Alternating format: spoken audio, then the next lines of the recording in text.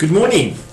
I'm Frans van Heerden, and today what we're going to do is we're going to try and give you some tips on how to prepare for the exams, and hopefully it will help you a little bit. But I just want to start off by saying one thing, and that is that people can teach you as much as they want to. I mean, we can do sessions day in and day out. But if you don't make the work your own, if you don't go and sit and study and spend time with your books, it is not going to work. And unfortunately in life, nothing that's worth anything comes easy. And what you need to do, you need to find a way in which every single day you set aside time so that you can study and you can prepare, so that by the time you walk into the exam room, you are well prepared, you are confident, and you know what is going on. What we're going to do is we're going to take a look at work that has been asked over many years, since 2009 to 2011, and see what is it that you can focus on. So what I'm going to do is I'm going to start with climatology. And what I've got in front with me is a textbook. This is the textbook that I often use. And you might use different textbooks. It doesn't really matter. I mean, the content should more or less be the same. So what I'm going to do is I'm going to show you from time to time on the document camera basically where I am. But I want you to write down and to take note of the different things that I would study if I had to prepare for the exam. The first thing when we get to climatology that you need to understand is, if I can just open this quickly, is that there's certain things that you can basically take a look at and say, but these things are usually asked. And then I want to show you how it's asked. Okay, so the first thing that we get to in your textbook, if I can just show you this, and you'll see it looks familiar. Then if you take a look at this section of the work, you'll see that it deals basically with a tricellular arrangement and my primary, secondary and tertiary circulation of winds. And if I were you, I would study this part.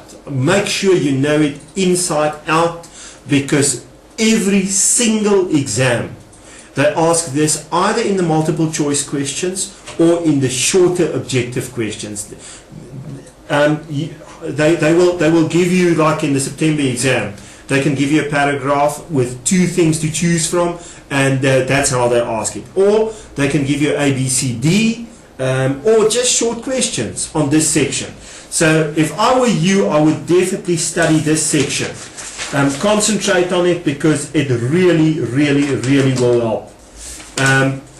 Here you see it carries on with planetary winds. It's all those things in terms of the different cells, my Hadley, my Ferrel and my polar cell, and also in terms of my low and high pressure systems, where they are situated on a global scale, and then also the difference between secondary, primary and tertiary circulation.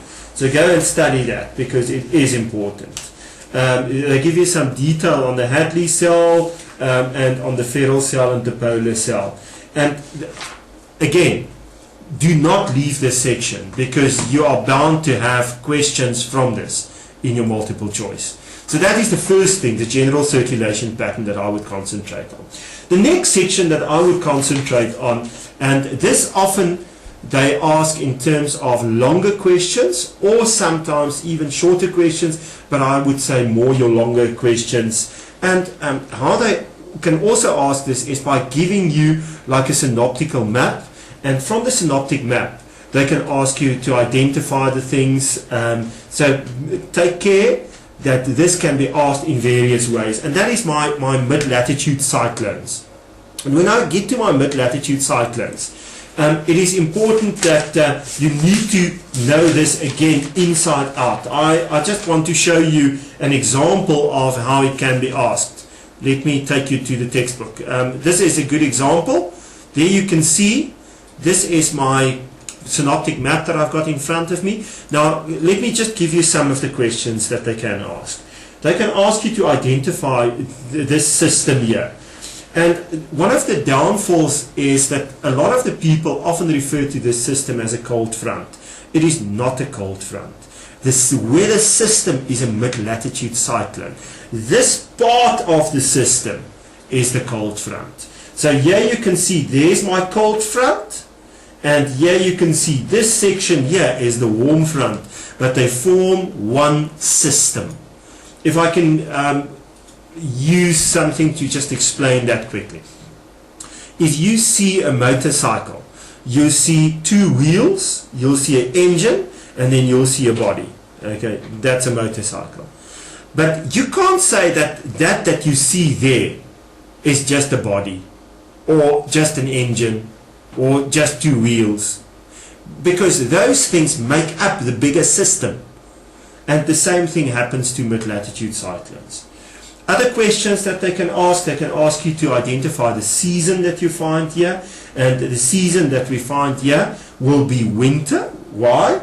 Because of the fact that these weather systems, the mid-latitude cyclones, are already over Cape Town, and during summer months they just pass to the south here. The reason for that is because the migration of the sun. Remember, the sun during summer months will come down south, and as it comes down south, all my pressure systems move with that and migrate with that. So because of the fact that the sun is lower during my summer months, it is lower south.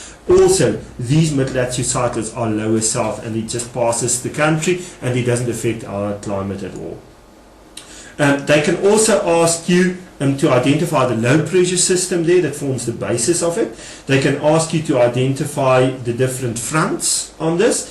They can ask you in what stage is it, and there you need to know how the stages of development work. They can ask you which of these two systems are the oldest, and the oldest one will always be the one that are closer to the west. That will be my oldest one.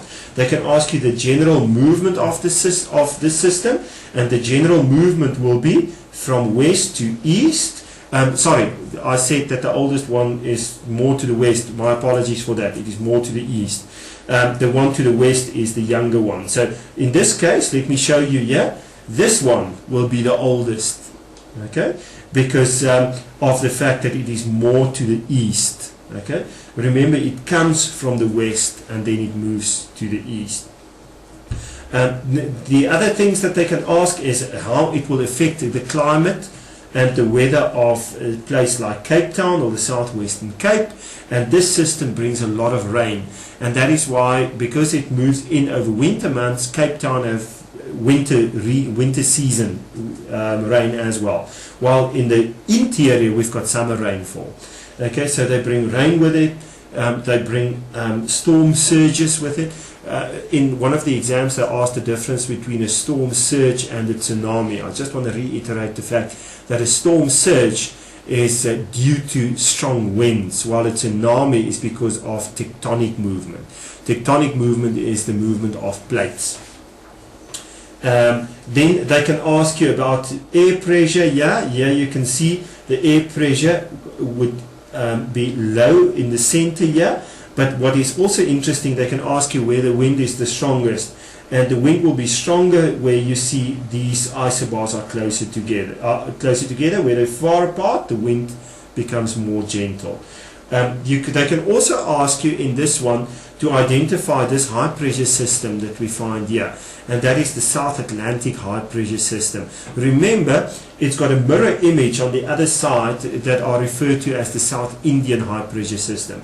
And then there's another high pressure system that also dominates our climate, and that is situated right here in the interior, and that is the Kalahari high pressure system. You can't see it here, and normally you just see the evidence of it, and the evidence of that is the clear skies over the interior. You can see there's weather stations indicated, and you can see there's no cloud cover there.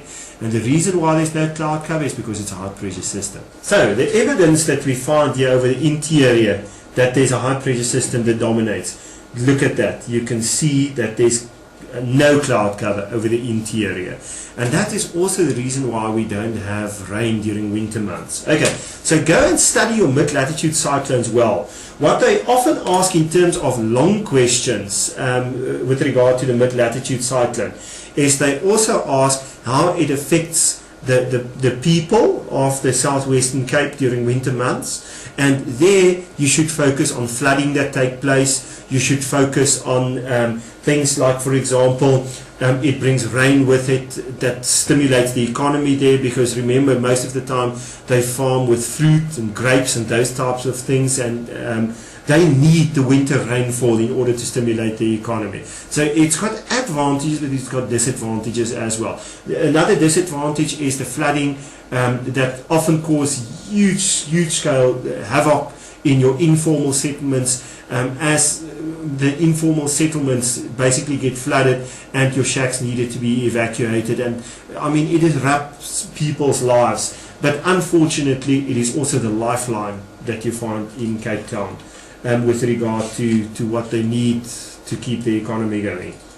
But they often ask these questions with regard to that. And another negative is that it brings snow with it, and the snow can also lead to the fact that people's livestock can die as a result of that. If you think of goats and sheep and those kind of things that are out there in the veld, that can cause problems for the farmers as well.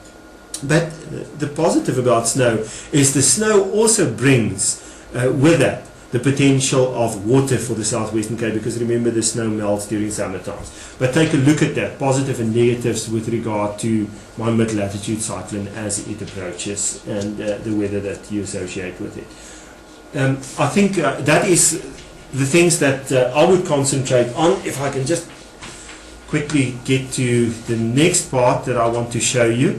The next one that I would do. Oh, Legolong, you are watching. Welcome. I hope that you enjoy it, and I hope that you will find it interesting. Basically, did they just start watching us now, Edward? So maybe I must just quickly tell them again what I said. I would definitely study the first part of the climatology, and that is my tricellular arrangement and my general circulation patterns, because that will be short questions, like your multiple choice A, B, C, D, and even short questions where you've got to choose the correct answer between two of the things that they give you in a paragraph form. Please go and study that. It's extremely important. The next part that we spoke about is mid-latitude cyclones, often asked in terms of long questions. And what I've got here in front of me, and I don't want to explain the whole thing again because I've done it now, but they can ask this in terms of a synoptic weather map that they give you, like the one that you see in front of you, and then they can ask you to identify the systems, and they can also then ask you from the system to explain certain things that are linked to mid-latitude cyclones. They ask this almost every time, so go and make sure you know this inside out. It's extremely important. The next part then that we're coming to is the tropical cyclones. I would definitely study tropical cyclones again, like I would study my mid-latitude cyclones. You're bound to have questions on tropical cyclones. And if you think of tropical cyclones, they can ask it in the following ways. Let me just show you quickly. They can give you pieces of information that comes from newspapers like this, and then they can use this as a case study, or they can give you sketches. If I can just move the book slightly, there you can see there's sketches. Here you can see the tropical cyclone. So they can ask you to identify the tropical cyclone. They can ask you to label it. There you can see the eye. Around the eye is the eye wall. They can ask you in which hemisphere is this, and then you can see that it's got a clockwise rotation. Look there, it's clockwise rotation. You can see how the clouds move in clockwise. There you can see how it moves in clockwise. So it's a clockwise rotation. You can see that this is Southern Africa here. They can ask you why South Africa is not affected by it. And it's because of the fact that our temperature is a little bit lower, our sea temperatures. They need sea temperatures of above 27 degrees Celsius. That is why Mozambique are more at risk. They can give you a photo like this and ask you about relief measures, and they can ask you what can be done to make it a little bit better for the people who live in areas that are bound to be struck by a tropical cyclone. And then you need to think about things like early warning systems, about relief measures, about evacuation measures, all those kind of things. So keep that in mind. But what I want to also show you is they can also give you a synoptic map like this one. Now in this one there's not a tropical cyclone, but in some of the cases you do find that there's a tropical cyclone that will be situated right here, more or less there. If you can see, can they see my pen there? You will see a tropical cyclone that's indicated there close to Mozambique. So they can also ask this by giving you a synoptic weather map. And then I've seen long questions where they ask the difference between how tropical cyclones affect developing countries and developed countries. Developing countries, people usually die, while developed countries, you find there's a infrastructure damage that takes place, and they ask you to explain why this happens. Another question that just springs to mind is the fact that they can also ask you why these tropical cyclones will become more intense with global warming. And global warming just creates higher sea temperatures, and it makes conditions a little bit more unstable, so that you do find that my frequency, so that means the number of tropical cyclones might increase, but also my intensity, my strength of the tropical cyclone might increase. And what they said what they asked last year was they gave you a tropical cyclone category 5, and they asked you what does that mean.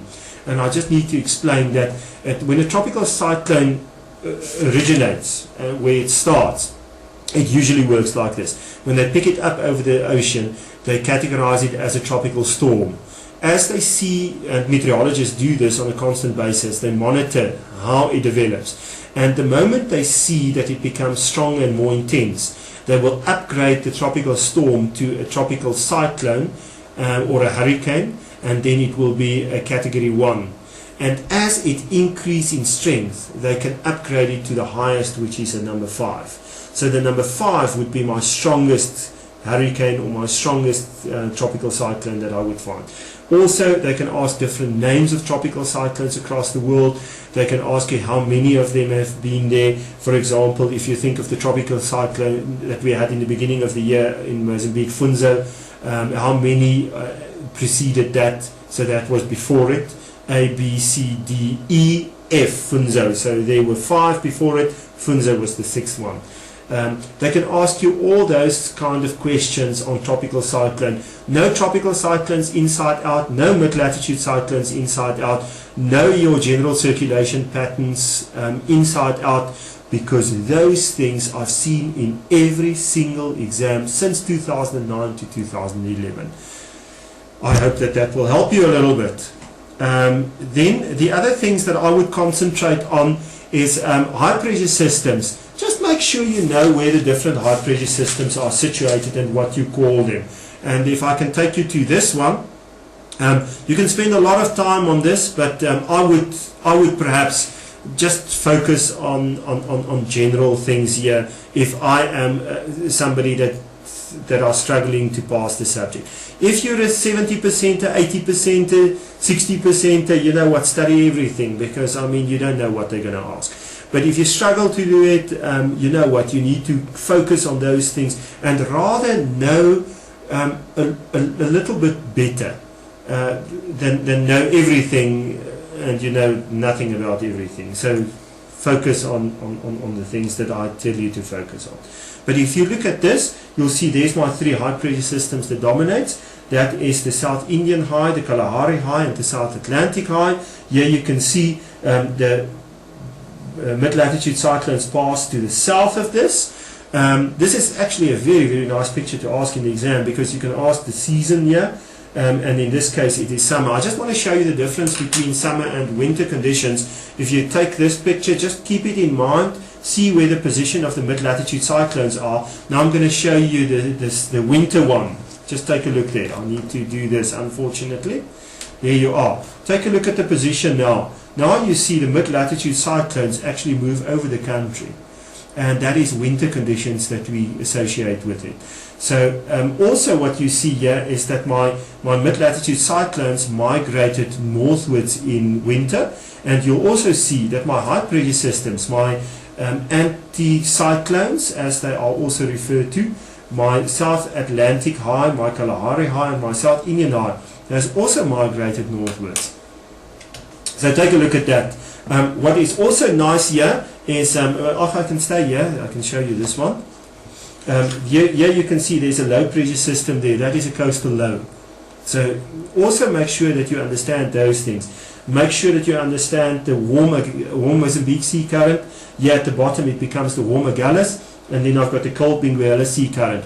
The significance of this is that the east coast, because of the warm sea currents, will have higher temperatures and will have a higher rainfall than the west coast that are bordered by the cold Benguela sea current, because the cold Benguela sea current hasn't got the same amount of moisture, and because it hasn't got the same amount of moisture, it leaves this part drier. But it's a beautiful part of the country, and when you go along the west coast and you go to the Macqualand and those places, you'll see that it's dry, but it's something different. It's really beautiful. And so you can see there's various questions that you can ask from this, but that's the things that I would study from my high pressure systems if I'm interested in passing the subject. Then they also ask questions on climate change and flooding. I would think that climate change and global warming would be questions that you can expect to get in the exam. Why do I say that? Because those are the buzzwords that are out there. If you listen to the news, if you watch the newspapers, if you read magazines, it is all about climate change and about global warming. So I would definitely focus on that. I don't think they will ask a lot of short questions on global warming. They'll ask longer questions. So they might make a statement, for example, to say that my let's use tropical cyclones again. Tropical cyclones become more intense and the frequency also increases because of global warming. Do you agree with that? And then you must state why you agree with that. So those are the type of questions. I've also seen questions in terms of global warming where they link that with flooding, and they say that climate change and global warming will lead to flooding of coastal areas. Do you agree with that? And yes, you have to agree with it, because I mean it will mean that my sea level will rise. Why will the sea level rise? Because of the melting of ice that we find in my polar areas, and that will lead to an increase in my sea levels, and that will lead to the fact that there's flooding that takes place on your coastal areas. So go and take a look at that. In the past exam, the September one, they asked what is flooding. Go and make sure that you know those concepts. What is a flood and what is drought, so that you can be sure how to approach this. Because flooding will be excessive rainfall that we will find over an area that is not the norm. So it is a higher than expected rainfall, and it will lead to a discharge of rivers that will lead to massive disruption of normal day-to-day activities and even infrastructure damage. And then drought is a period where we find that there's abnormal low rainfall for a number of, or for longer than a year, and in that case we also find that it leads to damage, crops, livestock, those kind of things that die, and as a result it also leads to food insecurity. And here you can see how you can also link food security with global warming. Make sure that you know how these things fit together. And then I think I've said enough about global warming. And then the last thing that I saw that they often ask relates to berg winds. And berg winds are actually so easy. If I can just quickly show you. This is a picture of a berg wind condition that we find here. Remember, and again, you must know the basics about winds. Winds can only blow from a high to a low pressure. It is like if I've got this eraser, can they see me, Edward? If I've got this eraser and I just leave it here, it can fall. And if it falls from a high to a low. And the same principle applies to winds. Winds can only blow from a high pressure to a low pressure. That's a law of nature, so you need to understand that. But if I can get back to the picture here, you'll see there's the high pressure over the interior, and the wind blows from the high pressure, blows to the low pressure. And a berg means mountain, In Sesotho it means Taba. So the wind blows from the mountain, from the Taba, from the berg, and then it comes down. As it comes down, it heats up. Okay, so it's a dry wind, and with a dry wind, it is also a warm wind. And if it's dry and it's warm, it basically dries out the veld in that area, and it leads to massive veld fires that I can find. What's interesting is this will come to an end as my mid-latitude cyclone moves over the interior. So you can see the mid-latitude cyclones actually sometimes do rescue us from these berg wind conditions. But go and study berg winds because it's a nice one to ask. And then just make sure you know the concepts of anabatic and katabatic wind. Katabatic blows during nighttime. Remember I said a cat walks around during nighttime. Meow, meow, meow, meow. And Anna goes to school during daytime. So anabatic is daytime winds, katabatic is nighttime wind. But again, a wind gets its name from the direction from which it blows. If it says it is a valley wind, it blows from the valley. If it says it is a mountain wind, it blows from the mountain. If it says it's a sea breeze, it blows from the sea. If it says it's a land breeze, it blows from the land. I think you're clear on that. That's what I would do if I had to study climatology. Those are the things that I would focus on. I hope that you're right with it.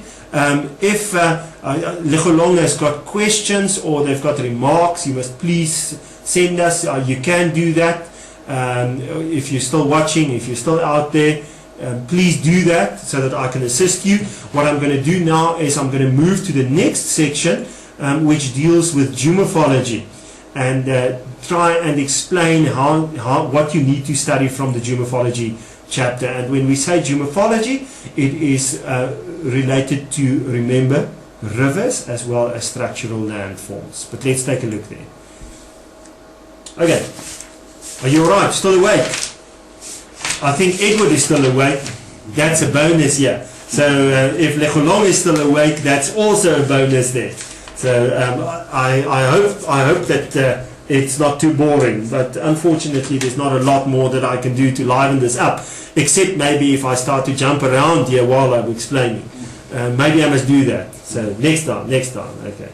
Let's just get my gym clothes and things here. So if you take a look at geomorphology, there's certain things that they often ask in terms of short questions. Normally, those are my general concepts.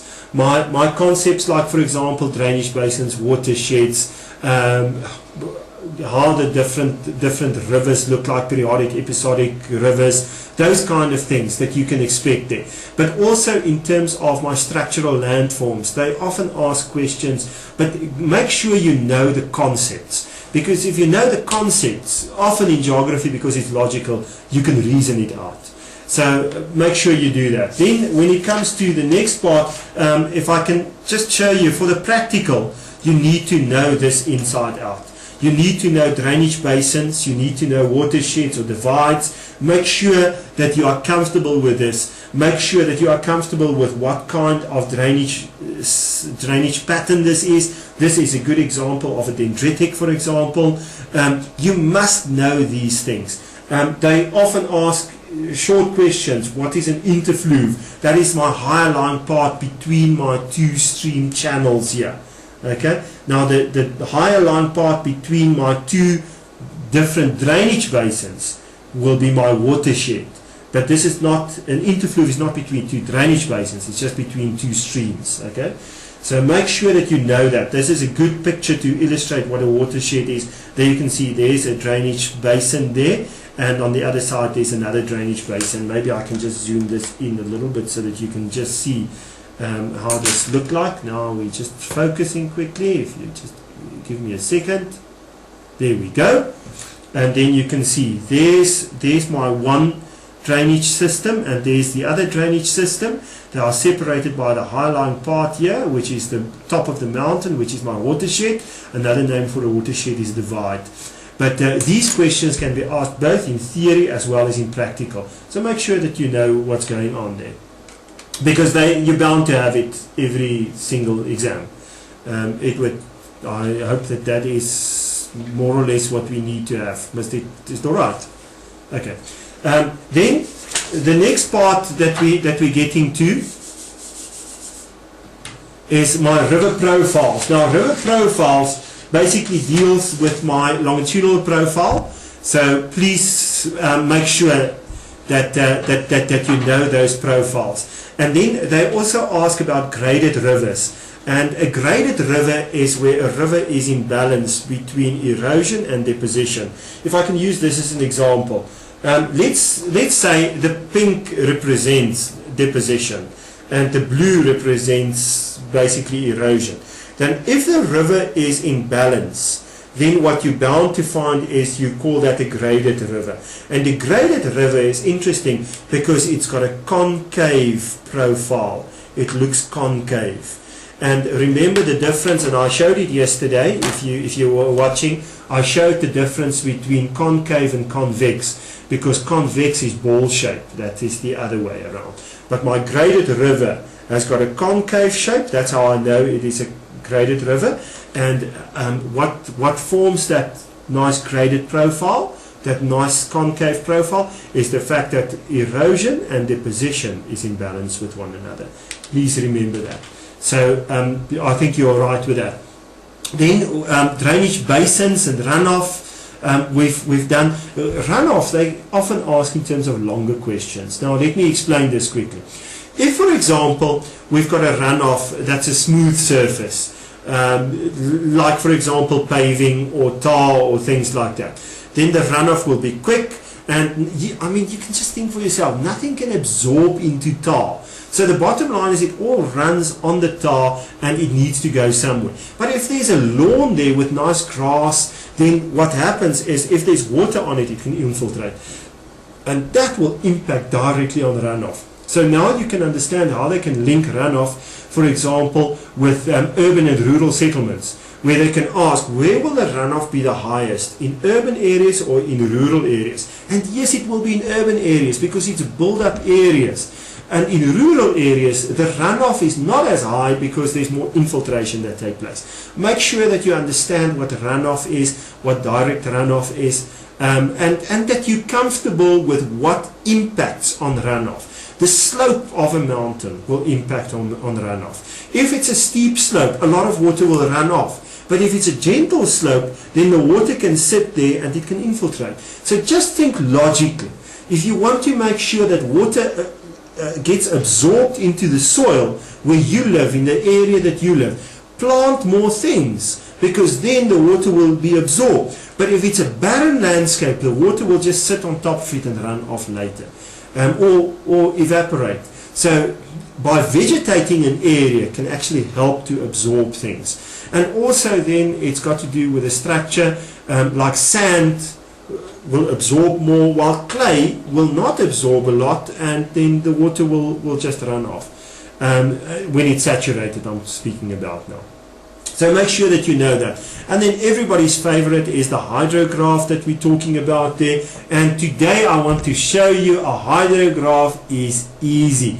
Your sister or brother that are 4 years old will understand it. So check, I'm going to do it. I'm going to write on a small piece of paper, because there's basically 4 things that you need to know about hydrographs. So I'm going to do this. But if you still don't understand it after this, then you know what? I'm a terrible teacher. So, let me show you. I just need to open this camera, and then what I'm going to do is I want to show you.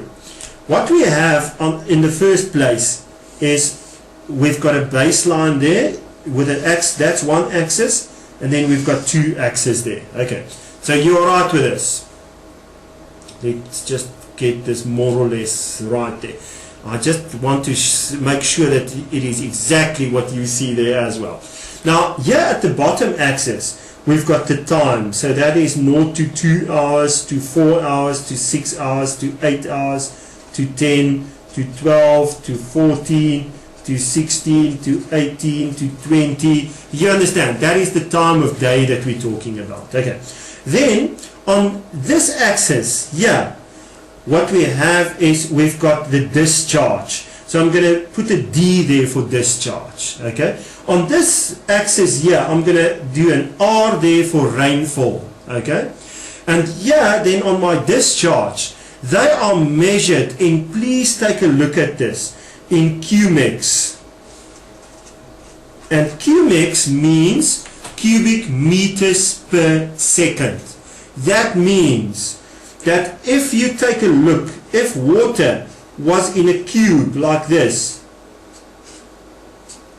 if water was in a cube like that, they would measure how many of these cubes come past a specific point of a river per second. That's basically what cumex is. And then you can have cumex here, for example, to say that there's, let us say 100, let's say 200, let's say 300 cubic meters per second. Okay, I'm not going to go higher than that. Then on this side, rainfall is measured in millimeters. So you can see the difference is my discharge is in cumex and my rainfall is in millimeters. Take a look, because those things differ from one another. Okay, the measuring units. Then let's say this is 10 millimeters, that's 20 millimeters, that is 30 millimeters, that's 40 millimeters. I'm not going to go higher than that. Okay, so then what they do is you see the rainfall. Now the rainfall we will measure from that side there. So I just want to do that. Okay, so let's say it started to rain at 4 o'clock and it was 10 millimeters that rained until 6 o'clock. Okay, then you can see there's the 10 millimeters that rained in that 2 hours. From 6 till 8 the rainfall increased to 20 millimeters. Okay, so there you go, that is 20 millimeters. Let us say then there was no rain between 8 and 10, and from 12 o'clock till 2 o'clock there was 10 millimeters again. Okay, so let's just use that as a graph. Now you understand how you measure this. I've got to take a look at my rainfall in millimeters to see how this works.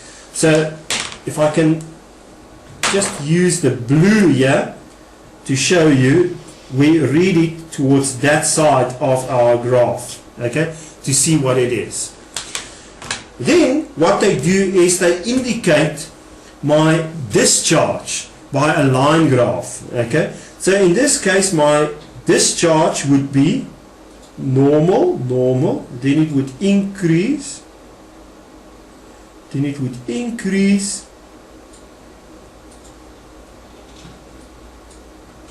okay, let's say that is my discharge that I've got here. Now the time where the peak discharge was, take a look here, was at, there's 10 o'clock, there's 8 o'clock, it was around about 9:30 that my peak discharge was. So I can ask you, when was the peak discharge? And you read this from the graph, 9:30. Okay, when was the peak rainfall? Yes, it was between 6 and 8 o'clock. Okay, now they can ask you, what is the difference between peak rainfall and peak discharge called? And this difference between the two, the difference between my peak discharge and my peak rainfall, is called my lag time. Okay? The other thing that they can ask you now is to say, but how much was the lag time? And the lag time in this case was, there you can see, from 6 o'clock till 9:30. Okay? And from 6 o'clock till 9:30, so my lag time was about 3 hours and 30 minutes. Okay? You just basically read it from the graph. Another question that they can ask is to say, what determines the lag time? And the lag time is often determined by the vegetation that you find in the area. So in, for example, a rural area, my lag time would be longer, while in urban areas my lag time would be shorter. And the interesting part is, if my lag time is shorter, there's a better possibility of floods.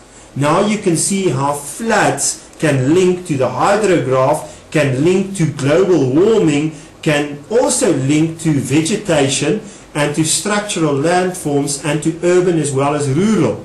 So, I mean, these things are integrated, but I hope that you understand it. And if you still don't understand hydrographs, you know what? I don't have an easier way to explain this. But I'm sure that you will understand it so that you can explain it to your sister that's 4 years old this afternoon.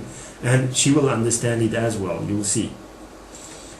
By the way, if I can say this, the best way to teach is to explain.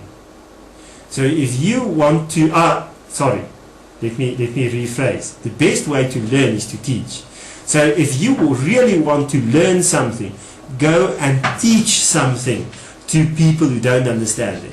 So, for example, if somebody sits there and they say, I still don't understand hydrographs, you must be the first one to say, I will show you, because then you will learn a lot. The other thing that you can do is get together so that people who understand it can explain it to those people who still don't understand it. The next thing that I would study in terms of this would be my kiestas. And again, when it comes to kiestas, people often say, you know what, that is so difficult. I don't understand how that works. Kiestas don't need to be difficult. It is inclined strata. That means that it is tilted at an angle. And when it comes to kiestas, you just need to know that there's two basic types of kiestas. And maybe I must also draw this for you so that you can see. We've got a question.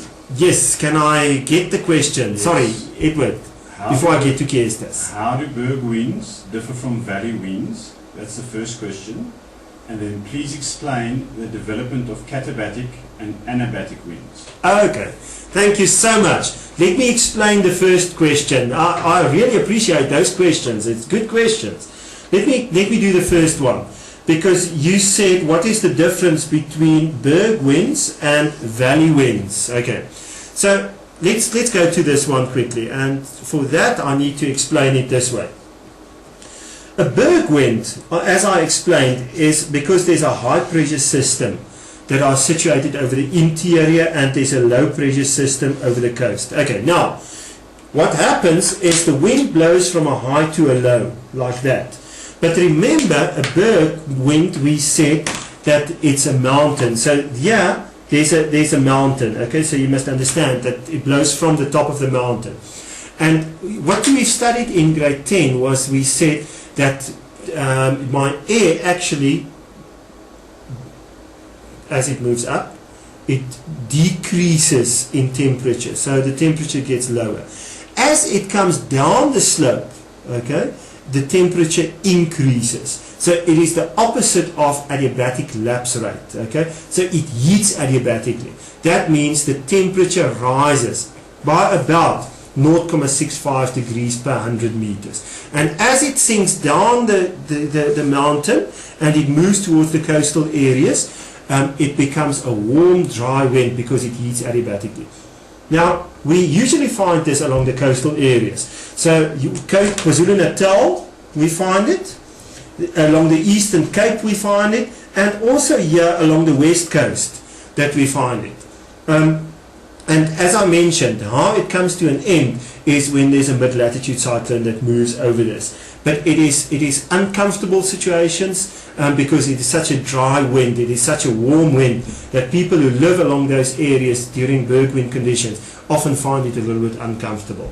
I hope that you understand berg winds. Now what I need to do now is I need to take you to the next one, which says a mountain wind, is that, or a valley wind? The difference between the berg winds and the valley winds. Now for that I need to just show you this quickly. So if, for example, remember, a valley can be like this. It can be in the interior of South Africa, it can be at coastal areas, doesn't matter. But remember, we said berg wind conditions are usually at the coastal areas. Okay, so that's the first thing. But this can be either coastal areas or it can be in the interior. But the main thing is, yeah, there's a valley. In my berg winds, there's not necessarily a valley, it is just the coastal plains that we find.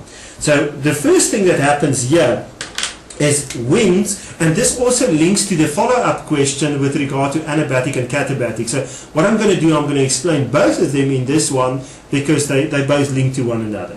So now usually if my air sits there, and I'm just going to do the A for air, okay, if you can imagine that.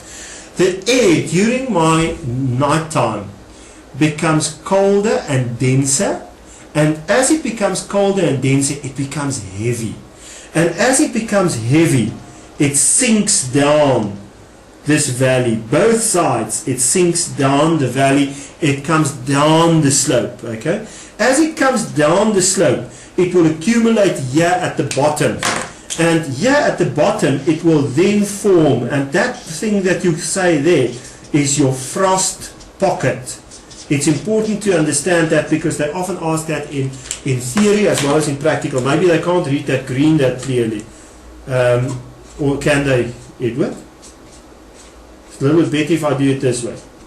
There's my frost pocket, okay. So in my frost pocket, my farmers will usually plant apples or pears. Why? Because they are frost resistant, okay. So that's why I would plant it there.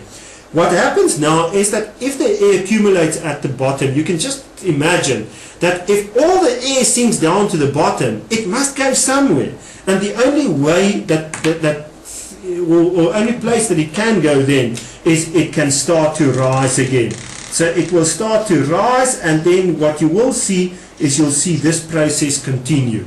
And this is my valley wind. And this is also referred to as a katabatic wind, because it is the night time that cools down everything so that the sinking can take place. Why during night time? Because my air becomes dense, becomes heavy, and then it sinks down. I mean, you can just imagine if things become heavy, it sinks. And the opposite happens during daytime. During daytime, if I can draw the same sketch, I'll have to draw my mountains and my valley there again. During daytime, this is what happens now. The air sits here at the bottom. The air sits at the bottom. And as the air sits at the bottom, it will become heavy. It will become light because it gets heated. And as it lightens up, it will start to rise up the slopes of the mountain. Okay? Now it can't carry on continuing rising forever and ever and ever. Remember, there's something like gravity. So at some stage it will do this. It will come down and then it will converge. Converge means to come together. Converge here in the center, and then it will start to sink down again. And this is my anabatic wind that I find. And remember, it gets its name from the direction from which it blows. This one blows from the valley, so this one is a valley wind. Okay? So you can see that geography is so logical and you can reason it out, but you need to know the basics. I hope that that answers your question, and that all of you are all right with those concepts now. Maybe you can give follow-up questions if there's things that you don't understand, or you can ask something on what I'm busy with now, so you are more than welcome. I would like to know, if you can do that for me, if you can tell me whether you understand hydrographs now. If you can just say, yes, hydrographs are fine, we're 100% with it, we shop with it, then I would appreciate it if you can do that, so that I know that. But when we get to my chiestas again, I just need to go back to that, and I need to explain again that chiestas are inclined strata, so that is at an angle. Now, when I get to my chiestas, the interesting part about that is you get a chiesta dome and a chiesta basin. Okay, now what I need to explain this is that a dome looks like that, and remember, a basin looks like that. Okay, so my chiesta domes and basins look like that.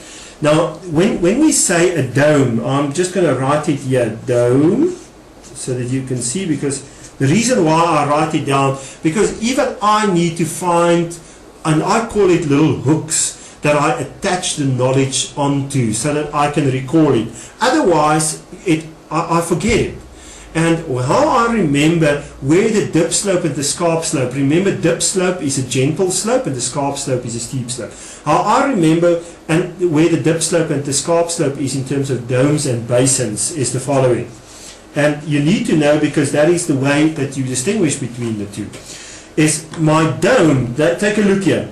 The first one there can stand for dip. And the O can stand for outside. Now, it becomes easy. Because then it says that on my dome, the dip slope is on the outside. So that means my scarp slope, my steep slope, that one is scarp, that one is steep. You can see it's almost at a 90-degree angle. It's on the inside, and my dip slope is on the outside. Dome, dip, outside. It makes sense. Get the hooks. You must get hooks for everything. Now, the opposite for basin, because I don't need to now have a hook for basin. I just know it's the opposite. And all that I do then is I must know that my dip slope is on the inside and my scarp slope is on the outside. And that's how I remember these things. So then it looks like this. There. My dip slope is on the inside. Look there. The dip is gentle. And then my scarp slope is on the outside. Just the opposite of that. And that is how these things look like. That's how the things look like. That is in the basics of it. What's the significance of cases that asked that in the exam? Just one thing. During the Second World War, they used this, the French troops to evade to stay away from, for example, the German soldiers that were approaching. So they hid here in the Kiestas that you find in France. So that's one significance. The other significance obviously is, it can be tourist attractions where people go and watch, because if you're interested in geology, it might interest you. Apart from that, there's very, very little significance of this, perhaps a little bit of recreation as well. And then the next one is tours, my good friend the tour. And when you get to tours, often people get confused and they say, oh, I don't understand it, it's so difficult. No, it's so easy. Let me explain. You just need to know the following. You need to know that at some stage there was one big batholith like that. Okay? And in my batholith, if you can use your imagination now, there's certain parts there that look like that. Okay, you get the picture. And those things were my joints. So that is where there's different rocks that are joined together, okay, from this batholiths. And my joints are my feldspar normally. It is a little bit more erosive material, so it is not as resistant as my batholith. And then what happens is that there's two processes at work. The first one is chemical weathering, and the other one is mechanical weathering. Now let me give you an example of chemical weathering. It's where water basically falls on a rock, and then there's a reaction between the water and my rock structure, and then it forms a chemical solution, and then it can lead to weathering. And then mechanical weathering is the other one that I find, and that is normally where either the water washes away, so there's no chemical reaction, the water just washes away, or the wind just blows away. And then what I find is, due to chemical and mechanical weathering, all these joints start to erode, start to weather and erode until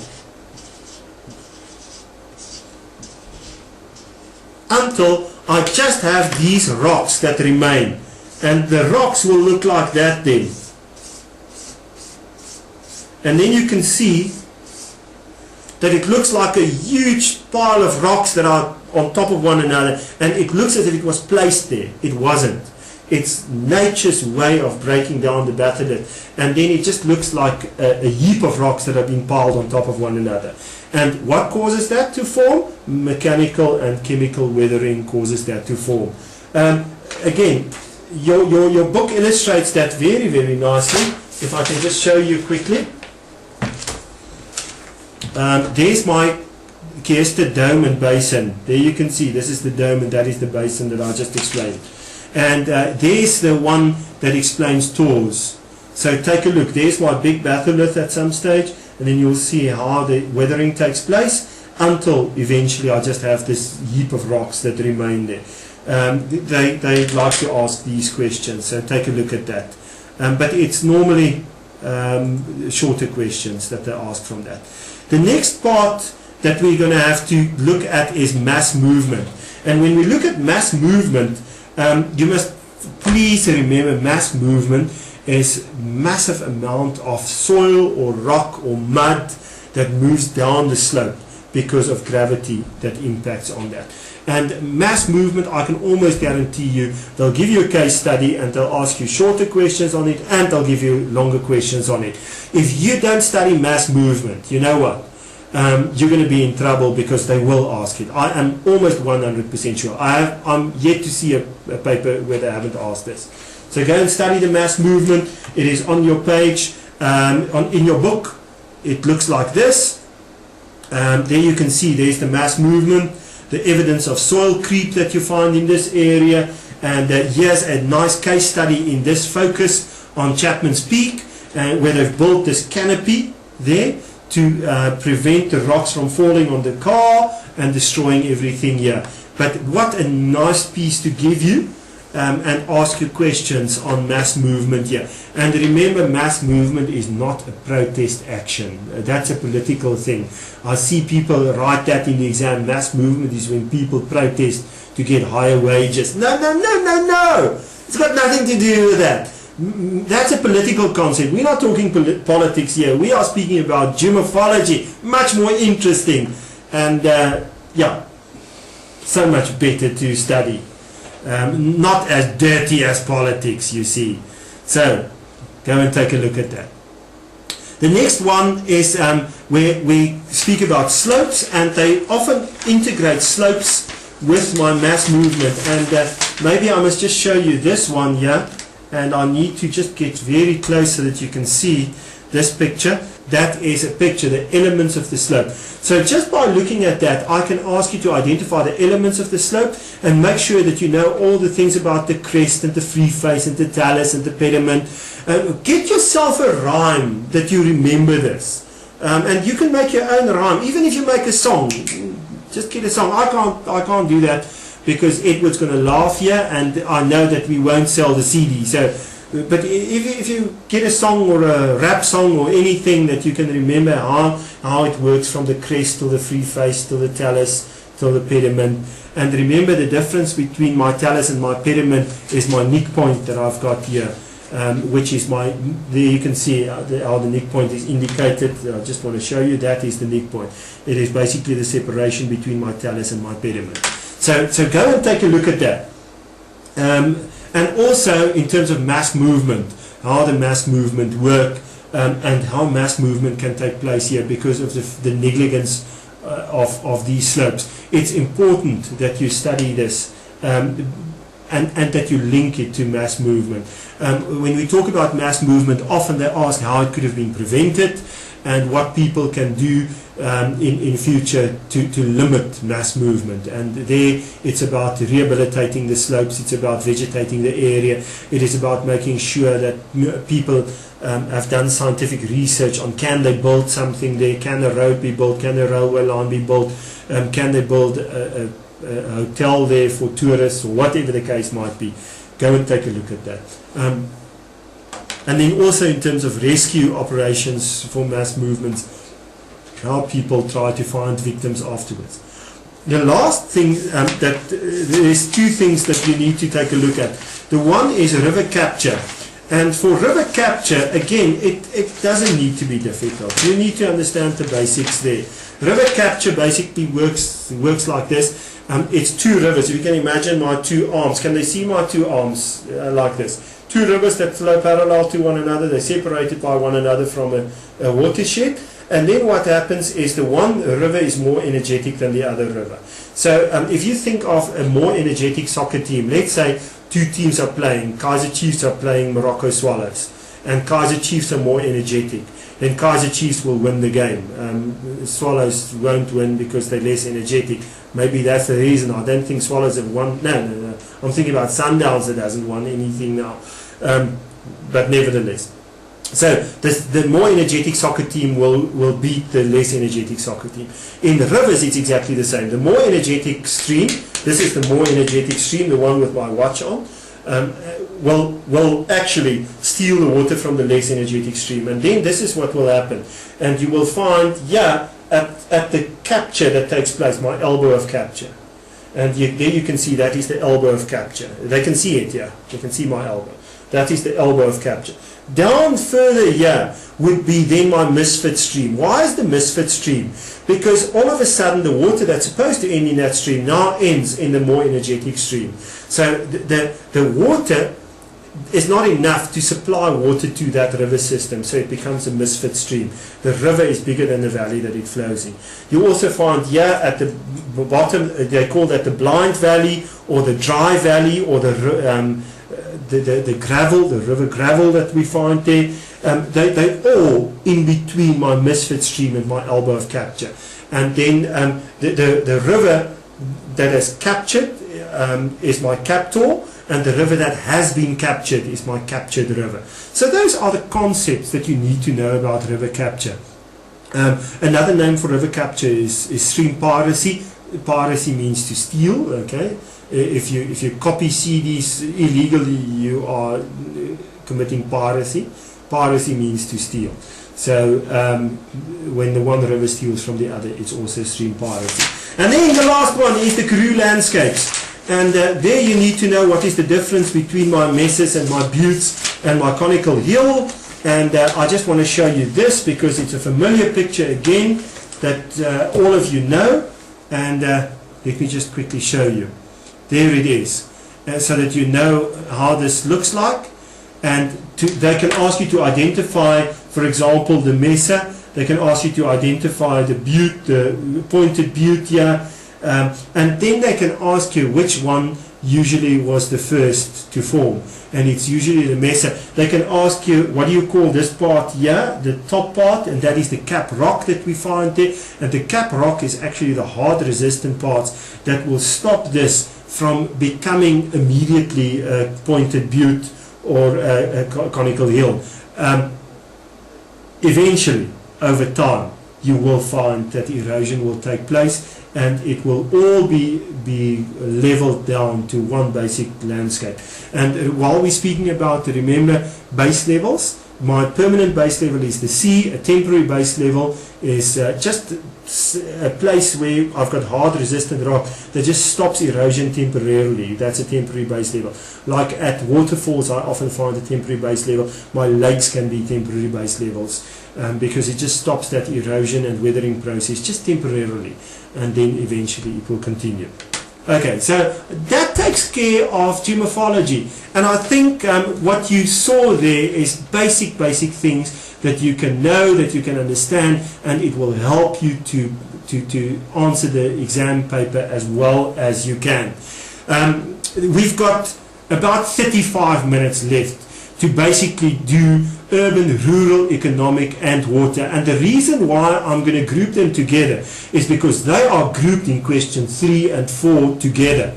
And remember, you've got 4 questions. Question 1, 2, 3, 4. 1 is climate and geomorphology, 50 marks climate, 50 marks geomorphology. Question 2, 50 marks climate, 50 marks geomorphology. Question 3, rural, urban, 50 marks. And then the other 50 marks, economic and water. And then question 4, 50 marks is urban, rural, and 50 marks economic, water. So if I were you, I would think of the following.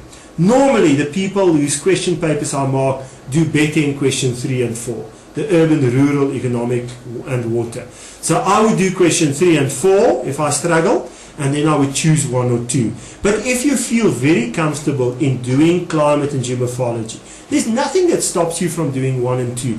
But I would very strongly suggest that if you are struggling, that you'll rather do question 3 and 4, and then either 1 or 2. Don't do 1 and 2 if you're struggling. That just helps a little bit, because climate and geomorphology will be difficult for you if you don't have the basic.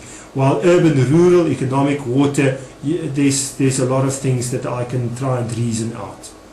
Okay, first of all, the multiple choice questions, make sure that you understand concepts very well of these chapters, because often you find it there. What I've seen is, if you ask me, what is the most important thing? Are they there? I understand. You understand it? Oh, fantastic, well done. Lecholong, I am so proud of you. You know what? End of year, I'm going to take a look at those results, and I'm going to say, I just want to see Lecholong, because you know what? I believe that you've got it. So it says a lot, the fact that you are here on a Friday during school holidays watching a boring chap like me. It says a lot, eh? I am really, really impressed with you. Let's go to urban rural. If you ask me, you can see just the fact that you responded gives me new energy. I'm revitalized again. So like a rejuvenated river, I am rejuvenated now. But when it comes to urban, if you say to me, what is the thing that most often get asked in urban? It is as simple as this. It's land use zones. Now when it comes to land use zones, I need to take you to a picture or two so that I can show you. If you just bear with me a second, I just need to get a picture. And I think I've got it. Let me just move this down. I can give you a picture like this. Let's just focus it so that you can see. Ah, there we go. What a nice picture. This is the city of Tokyo. Tokyo, the city in Japan, the capital of Japan, you know what, is the biggest city in the world. 32 million people lives in the city. Let me give you an example of how many people that is. If you take half the population of the whole of South Africa, we can fit it into this city. Ah, that's a big city, eh?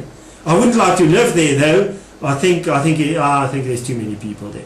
But nevertheless, so I can ask you, identify the land use zone illustrated here, and I can put the blue marker there.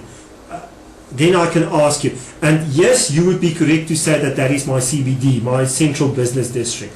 Why? The next question can be, why is, do you identify that as the CBD? Because of the tall buildings, the tall structure there.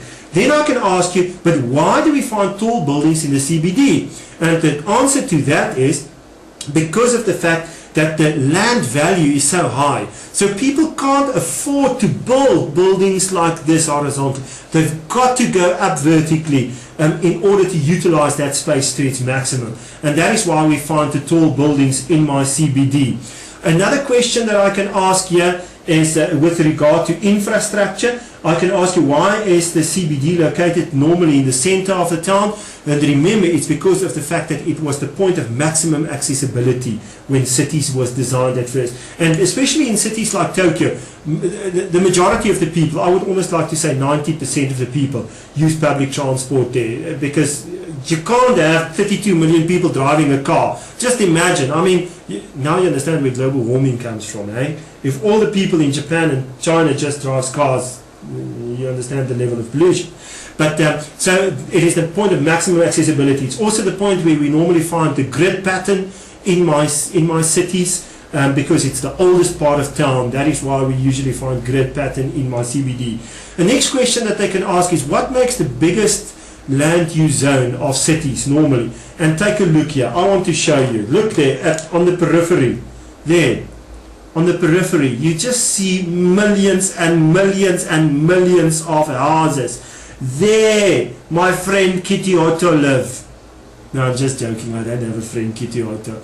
I would love to have a friend called Kitty Otto, but and I don't know Tokyo. I've never been there in my life. But this is the residential area where the majority of people live. And you can just see, take a look at, as far as the eye can see, you basically see the residential area. So the residential area makes up by far the biggest proportion of land of cities. What I wanted to say is that my residential areas, even if you think of a place like Bloemfontein or Tabanchu or Botshabelo, any place, then just think the majority of the land use zone is made up of residential areas. So residential by far the biggest proportion. What you can also find is you can have another sketch. If I can just go to this to show you another sketch sketch on land use zones, and if you just bear with me, because now I need to zoom out so that you can see the whole picture. This is basically 2 pages, and let's just focus on this again. There you can see, so I can have a land use zone like this, and there you can see again the blue indicates the CBD. What you also find is the pink there shows my industries, so it's the industrial zone, and here the green area there, the green one, shows my residential area. But what's also nice is you see that there's some green parts here where they refer to that as green belts. Often they ask about green belts, and it's a land use that's been zoned specifically where people do not develop. So they keep the natural vegetated area as it is. So it's nice vegetation with trees and things, and the animal life, like for example birds and insects, and those insects that kept on bothering me, they come from the green belt. But they're not really a nuisance in the green belt area. We need it there because of the ecology, the balance that we need to have with ecology. But also remember what you have with your plants and with your trees is this process of photosynthesis that will cause my oxygen to be released during daytime, and during nighttime obviously it's carbon dioxide that gets released, but it's this process of taking carbon dioxide and making oxygen during summertime. So what you find is they can ask you various questions on this. They like to ask questions on the transition zone, which is basically the zone just outside my CBD where the buildings are a little bit dilapidated. People don't look after the buildings anymore. And what you also find is that there's lots of graffiti. There's lots of social problems that you associate with that, like for example alcohol abuse, drug abuse, prostitution, those kind of things that you find in your zone of decay just outside my CBD. So I think you understand land use zones. Go and study. There's literally millions of questions that I can ask of land use zones, but that is the most important thing that I would study. The next thing I would study is my central place towns. I would study, and this is in terms of the central place, so it is about where the place is situated, but then also in terms of what it provides to the surrounding areas. And then you need to study those concepts like sphere of influence, range, and my population, threshold population. Go and study that because you need to do that. In terms of urban and rural, there's also a nice mix that they ask for rural, and it's mostly rural, but it can also be a part of urban, where they ask migration from rural to urban areas, and they can have a nice case study of people that moved from the rural areas to the cities, or they can have a picture. They often give pictures and then they ask questions on that, where people move from rural to urban areas, and then they ask what is that concept called where people move, and that is the rural-urban migration. Make sure you know those concepts. They often ask long questions on this, why people move. That is where the push and the pull factors come in, and you need to make sure that you identify pull and push factors well. Remember, pull factors are the nice things that pull people towards the cities. Push factors are the bad things that push people away from the rural areas. And like for example, droughts. If there's droughts in rural areas, it pushes people away. If there's a lack of jobs, it pushes people away. Remember, you can't say jobs is a push factor, because jobs can also be a pull factor. If there's a lack of jobs, it's a push factor. If there's job opportunities, it's a pull factor. So make sure you understand that. But migration of people from rural to urban areas, I would like to say, I guarantee, like you will find land use zones, I guarantee you'll find migration there. If you don't, then I know nothing about the subject. Okay, so I've seen it over and over and over again, every exam since 2009 to 2011. Some kind of question on migration of people. The other thing that I would study in terms of rural is my food security, and how food security can also be linked to migration. Remember, if a lot of people leave the rural areas, it impacts negatively on food security, because the things that you and I eat on a day-to-day basis, that you and I need to survive, comes originally from rural areas, where it goes to the factories, and then the factories, the industries, can actually make something that you and I can use. So it is important that you and I understand how food security also links with migration of people, and with the fact that if rural areas deteriorate too much and it affects farming negatively, how it will impact directly on food security.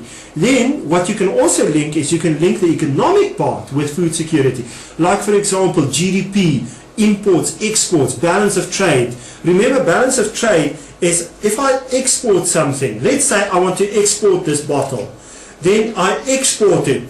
Can they see the bottle now? When I export this bottle, then I give it to another country, okay? This is the other country that gets it. Then I get something in return. I make money, okay? I haven't got money with me, but I get money. So I've got money in return here. But if I, for example, import something, if I import it, I must then pay the other country money, so I lose money. Yes, I got the commodity, but I lose money. So the balance of trade is actually where the imports and the exports balance one another. So you need to understand those basic fundamentals on trade and how that works. You need to understand how exports and imports work, so that we can answer those questions. But then also, if there's food insecurity, I need to import more food. So if there's a drought in South Africa, it leads to food insecurity, and then I must import from America or from Canada or from Europe or wherever. And once I import, it leads to a negative trade balance because my money flows out to other destinations. So make sure that you've got food security. Then globalization, again globalization links very, very nicely with this. From economic point of view, I think these are questions that normally gets asked. What is globalization in the first place? And remember, it's that integrated system of knowledge, integrated system of transactions that take place, integrated system of money transfer that takes place, integrated system of trade. And knowledge. If I haven't said knowledge, if I've said it, I apologize. But then we need to have this integrated system. And this globalization will lead to the fact that it becomes easy. I mean, as you sit there at Lecholong, you can go onto your phone if you've got a smartphone, and you can access the web, and you can actually order things if you've got money on a credit card or something like that. You can order things directly from America. You can. I mean, the world has become so small, and it's because of globalization. So nothing is impossible. And as we speak here, it is. I mean, we can actually broadcast this to any country in the world if we want to, and that is just to show how small the world has become. So globalization has made the world a little bit smaller, not physically, but you understand what I'm saying. The other thing that globalization has done is it brings new opportunities for developing countries. I heard an interesting statistic.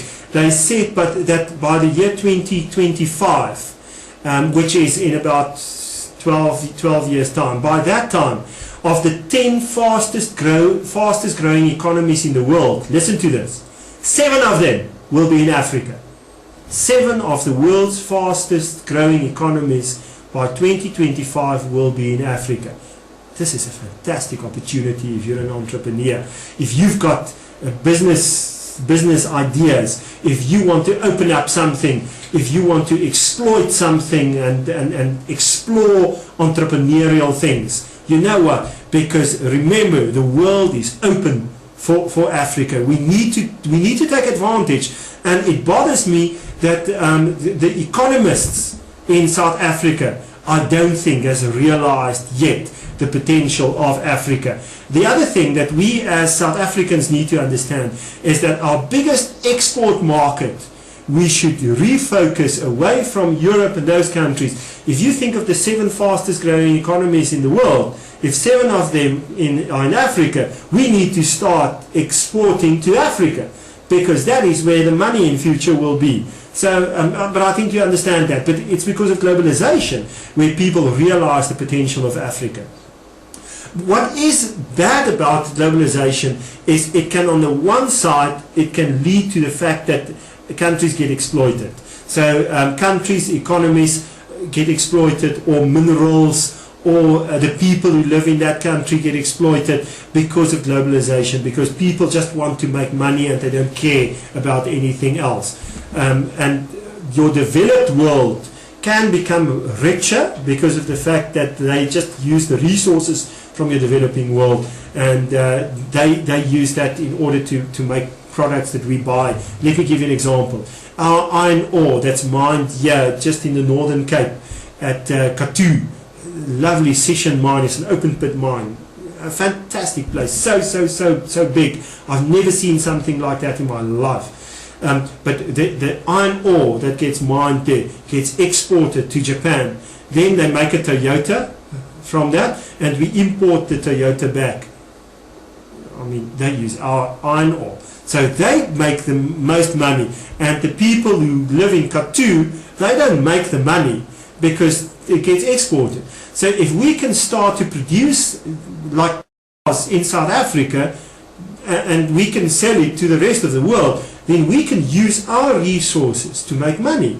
Now, I know it's a little bit more difficult than that, but I think you understand that we export raw products and we don't make the money from that. And the countries that actually add value to that makes a finished product from it, they're the ones that benefit most. But globalization, I would definitely study, because it can be long questions. And then your economic concepts, I've referred to that as the GDP, my multinational corporations, what is that? My balance of trade, my free trade, my informal sector. What is the difference between my informal trade and my formal trade? The person who's sitting selling oranges and bananas on the street corners, they are informal traders. What are the advantages of being an informal trader? What are the disadvantages of an informal trader? For example, if it starts to rain now, then the informal trader has got nowhere to go. While if I've got a business, then I can just sit down inside and I can look at the rain falling. So those are different aspects that we need to take into consideration. And I've seen questions that they ask in terms of that, specifically long questions where they ask about informal and formal trading. What is the difference between primary, secondary and tertiary sectors? What is quaternary sector? Go and study those concepts, because you will find it in the short questions. Well, they would like to ask this normally is they give concepts and they give definitions next to that, and then they ask you to link these tables together. Or they can just say choose the correct answer, and then they give you the sentence where they give the definition, and then they give two concepts that you must choose the right one. So go and study that, because it really is important. And then I would also focus on IDZ, which is the Industrial Development Zone. And the best example of an IDZ today is the Nelson Mandela Metropolitan Area, where you find that deep harbour that they're currently busy building, the Kuga Harbour, okay? And make sure that you understand what an industrial development zone is, because it's an area where they've zoned that specifically for industrial development, and they encourage big business to open industries there so that they can stimulate the economy. But go and take a look. That's a nice example. Also linked to IDZs, your industrial development zone, is my SDIs, my spatial development index, which is my spatial development area that I find, where, for example, a corridor between Gauteng and Maputo has been developed, where they would like to encourage people to go and settle there, so that once people settle there, in terms of my development corridor, they open up businesses, and as they open up the businesses there, they open up industries, and then they can export all the way to Maputo.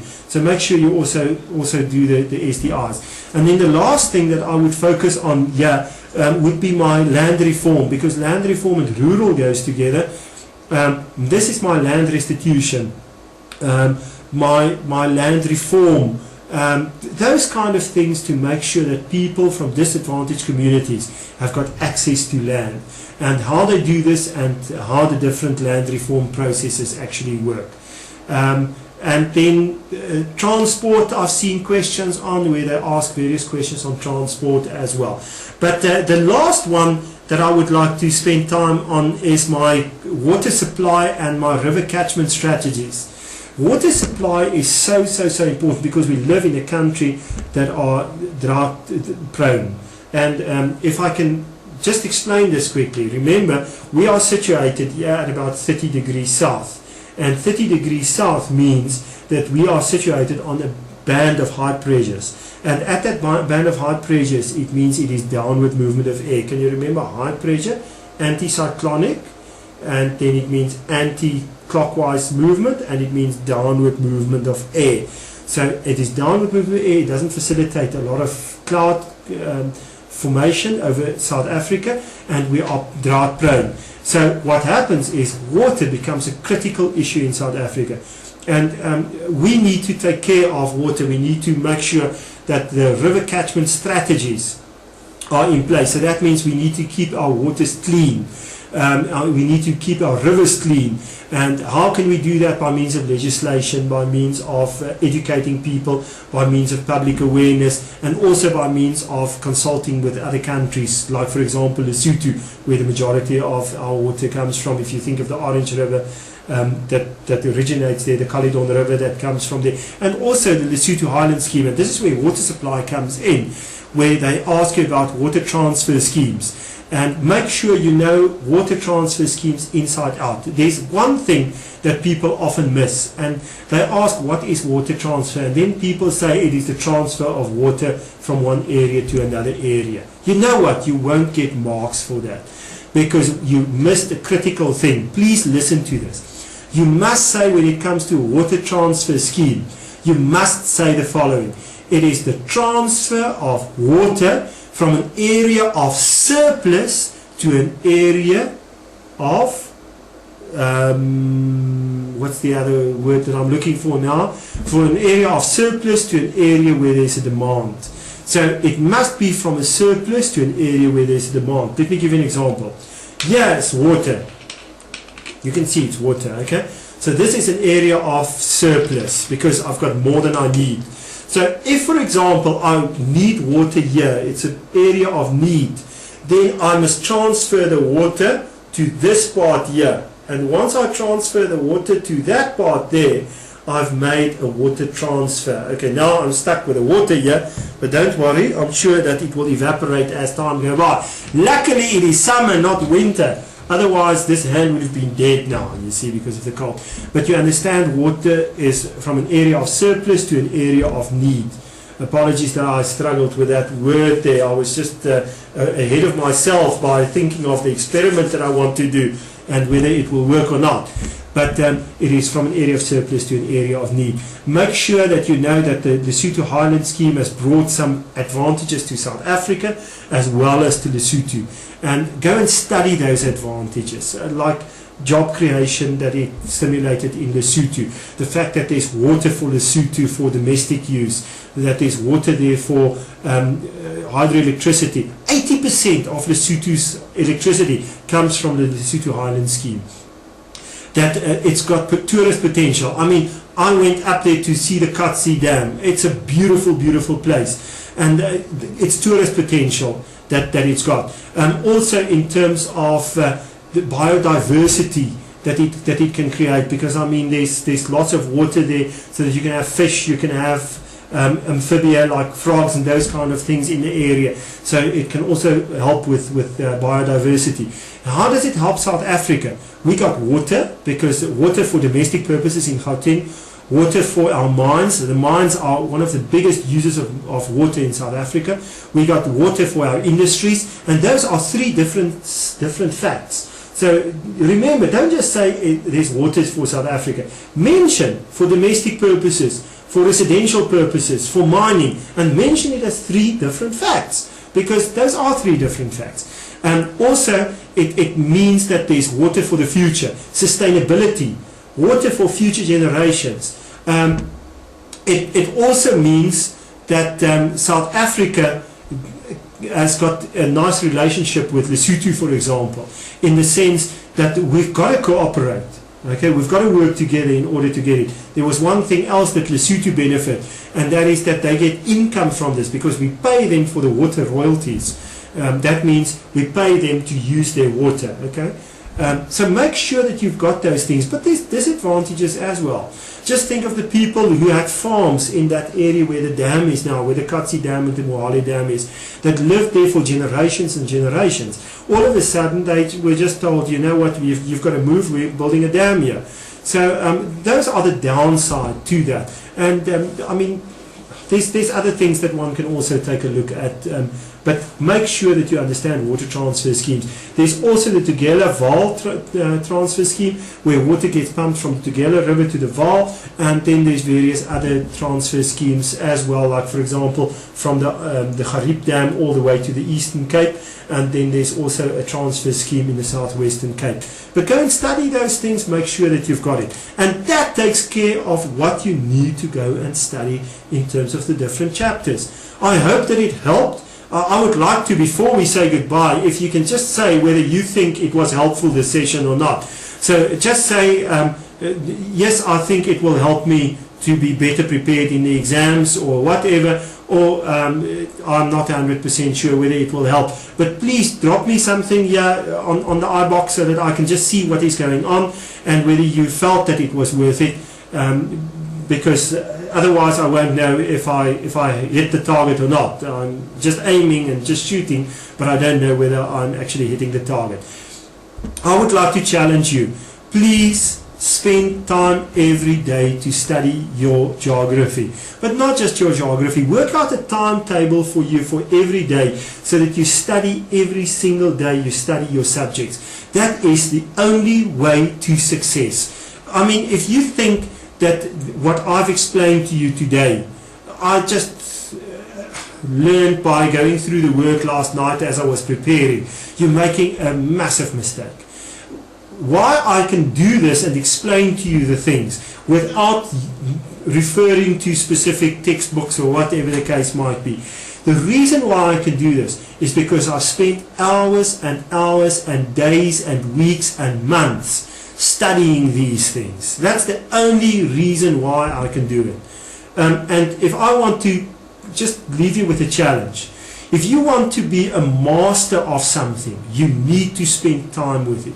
There's no quick ways. Edward, who's helping us today, is a master at his subject in terms of technology. But the thing is, he can read books and books on technology. It won't help him if he doesn't go and sit and practice those things and play around on a computer to find out how the things work so that he makes it his own. Then he becomes a master at his subject. So you can take a look at the people who's presenting on ETV, the weather there. Those meteorologists are masters because they know exactly what's going on. And how do they become masters? They practice it day in and day out. You think of masters on the soccer field. You think of Pele. You think of Messi. You think of Wayne Rooney. You think of Steven Pienaar. All those people are masters because they practice it day in and day out. You think of tennis players like Roger Federer. He's a master, and it's because he practiced. You said it's very helpful. Thank you so much. You know what? That counts more than any salary they can ever pay if people say it has helped, because I'm in the business of trying to help you, and I really appreciate that comment there, because I believe that it will benefit.